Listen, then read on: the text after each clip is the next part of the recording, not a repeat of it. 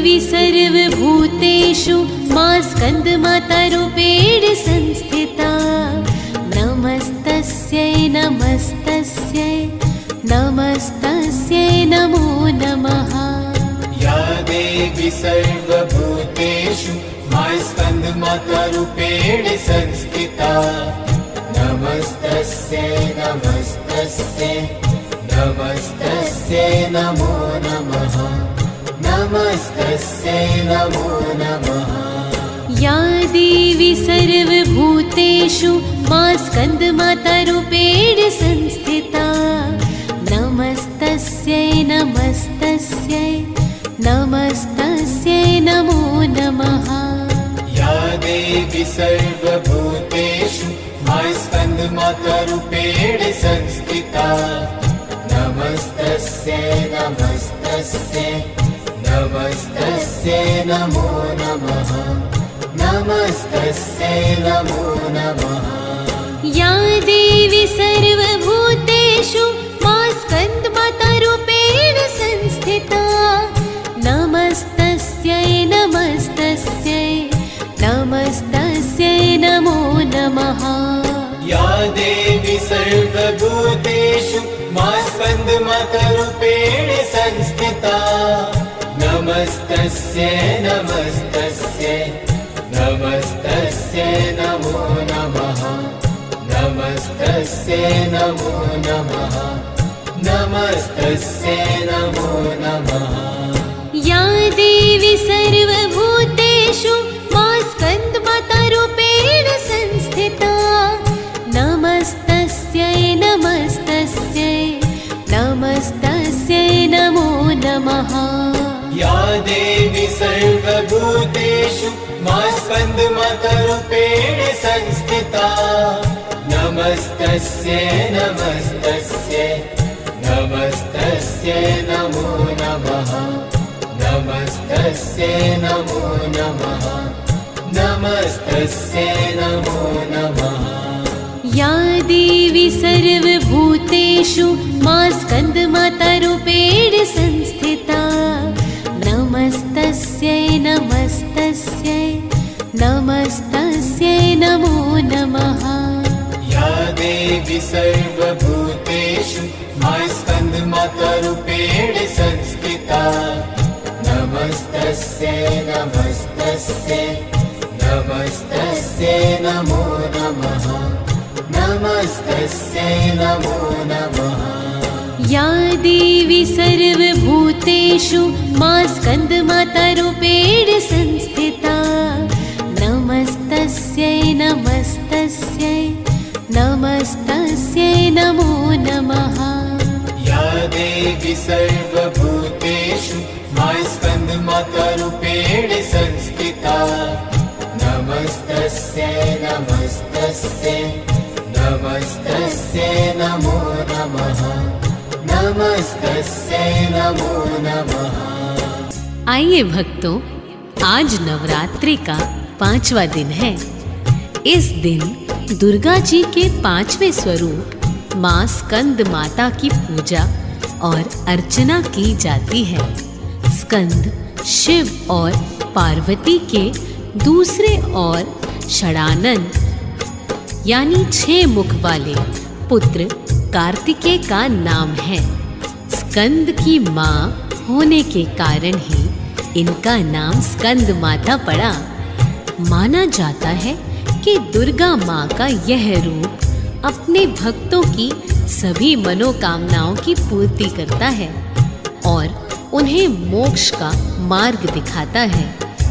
माँ के इस रूप की 4 भुजाएं हैं और इन्होंने अपनी दाएं तरफ की ऊपर वाली भुजा से स्कंद अर्थात कार्तिकेय को पकड़ा हुआ है और इसी तरफ वाली निचली भुजा के हाथ में कमल का फूल है। बाईं ओर की ऊपर वाली भुजा में वरद मुद्रा है और नीचे दूसरा श्वेत कमल का फूल है। सिंह इनका वाहन है क्योंकि यह सूर्य मंडल की अधिष्ठात्री देवी है। इसीलिए इनके चारों ओर सूर्य सहज अलौकिक तेजमय मंडल सा दिखाई देता है। सर्वदा कमल के आसन पर स्थित रहने के कारण इन्हें पद्मासना भी कहा जाता है। भक्तों, आज नवरात्रि के 5वें स्वरूप मां स्कंद माता की पूजा करने का विधान है। आइए भक्तों, प्रेम से बोलिए मां स्कंद माता की जय। या देवी सर्वभूतेषु मां स्कंद माता रूपेण संस्थिता, नमस्तस्यै नमस्तस्यै नमस्तस्यै नमो नमः। या देवी सर्वभूतेषु मां स्कंद माता रूपेण संस्थिता, नमस्तस्यै नमस्तस्यै नमस्तस्यै नमो नमः, नमस्तस्यै नमो नमः। या देवी सर्वभूतेषु मां स्कंद माता रूपेण संस्थिता, नमस्तस्यै नमस्तस्यै नमस्तस्यै नमो नमः। या देवी सर्वभूतेषु मां स्कंद माता रूपेण संस्थिता, नमस्तस्यै नमस्तस्यै नमस्तस्यै नमो नमः, नमस्तस्यै नमो नमः। या देवी सर्वभूतेषु मां स्कंद माता रूपेण संस्थिता, नमस्तस्यै नमस्तस्यै नमस्तस्यै नमो नमः। या देवी सर्वभूतेषु मां स्कंद माता रूपेण संस्थिता, नमस्तस्यै नमस्तस्यै नमस्तस्यै नमो नमः, नमस्तस्यै नमो नमः, नमस्तस्यै नमो नमः। या देवी सर्वभूतेषु मां स्कंद माता रूपेण संस्थिता, नमस्तस्यै नमस्तस्यै नमस्तस्यै नमो नमः। या देवी सर्वभूतेषु मां स्कंद माता रूपेण संस्थिता, नमस्तस्यै नमस्तस्यै नमस्तस्यै नमो नमः, नमस्तस्यै नमो नमः, नमस्तस्यै नमो नमः।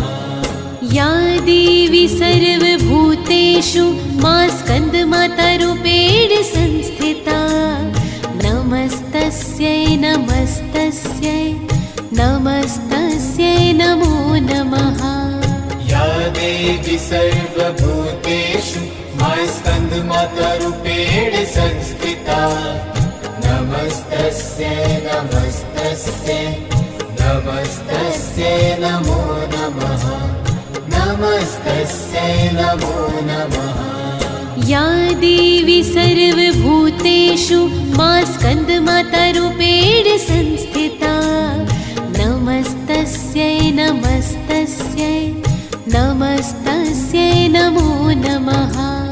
या देवी सर्वभूतेषु मां स्कंद माता रूपेण संस्थिता, नमस्तस्यै नमस्तस्यै नमस्तस्यै नमो नमः, नमस्तस्यै नमो नमः। एक पौराणिक कथा का वर्णन करते हैं। कथा अनुसार तारकासुर कठोर तपस्या कर रहा था। तारकासुर की तपस्या से भगवान ब्रह्मा प्रसन्न हो गए थे। वरदान में तारकासुर ने अमर होने की इच्छा रखी। यह सुनकर भगवान ब्रह्मा ने उसे बताया कि इस धरती पर जिसने जन्म लिया है उसकी मृत्यु निश्चित है, कोई अमर नहीं हो सकता। तारकासुर निराश हो गया, जिसके बाद उसने यह वरदान मांगा कि भगवान शिव का पुत्र ही मेरा वध करे। तारकासुर ने सोचा कि भगवान शिव कभी विवाह नहीं करेंगे और ना ही उनका पुत्र होगा। तारकासुर यह वरदान प्राप्त करने के बाद लोगों पर अत्याचार करने लगा। तंग आकर सभी देवता भगवान शिव से मदद मांगने लगे।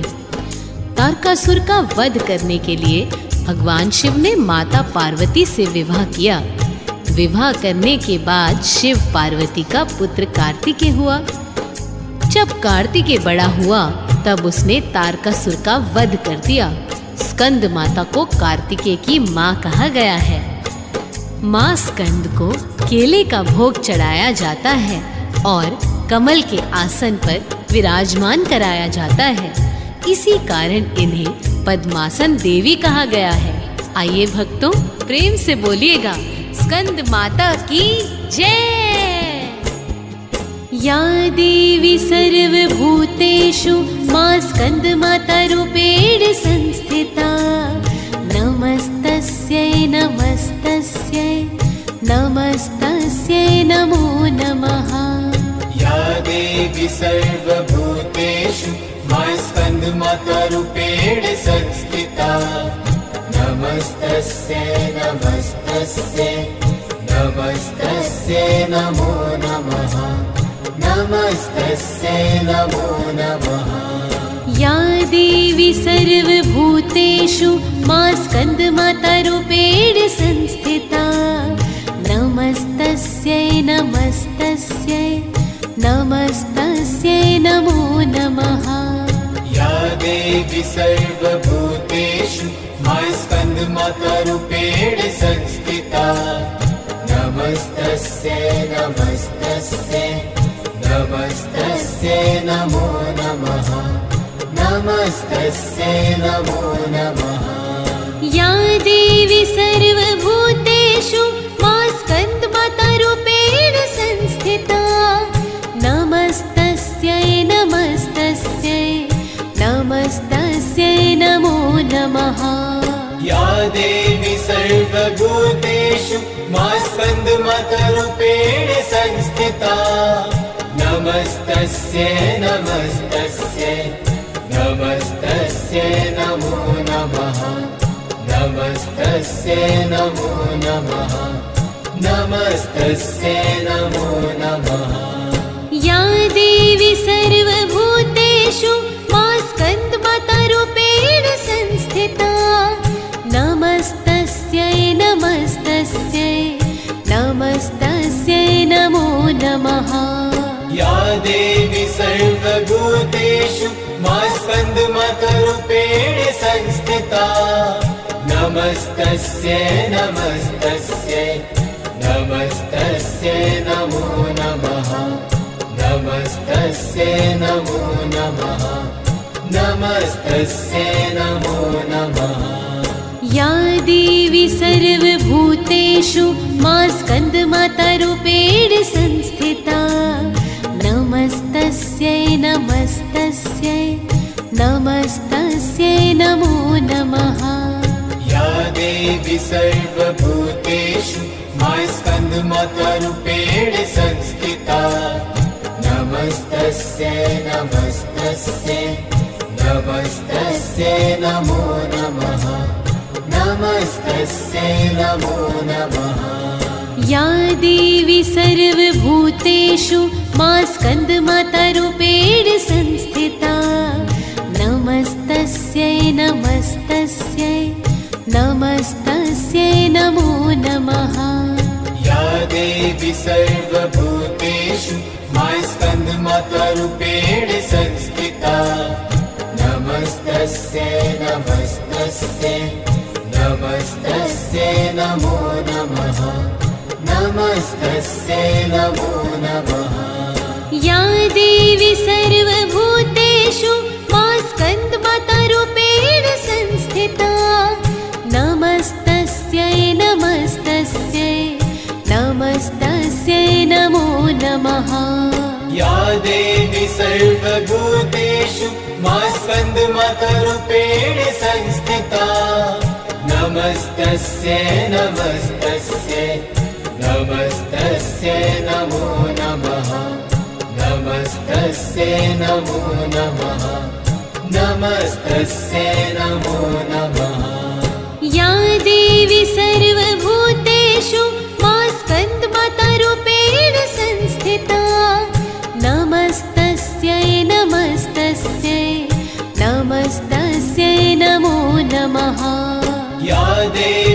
सर्वभूतेषु मा स्कन्दमातरूपेण संस्थिता नमस्तस्यै नमस्तस्यै नमस्तस्यै नमो नमः नमस्तस्यै नमो नमः नमस्तस्यै नमो नमः या देवी सर्वभूतेषु मा स्कन्दमातारूपेण संस्थिता नमस्तस्यै नमस्तस्यै नमस्तस्यै नमो नमः या देवी सर्वभूतेषु मा स्कन्दमातारूपेण संस्थिता नमस्तस्यै नमस्तस्यै नमस्तस्यै नमो नमः नमस्तस्यै नमो नमः या देवी सर्वभूतेषु मा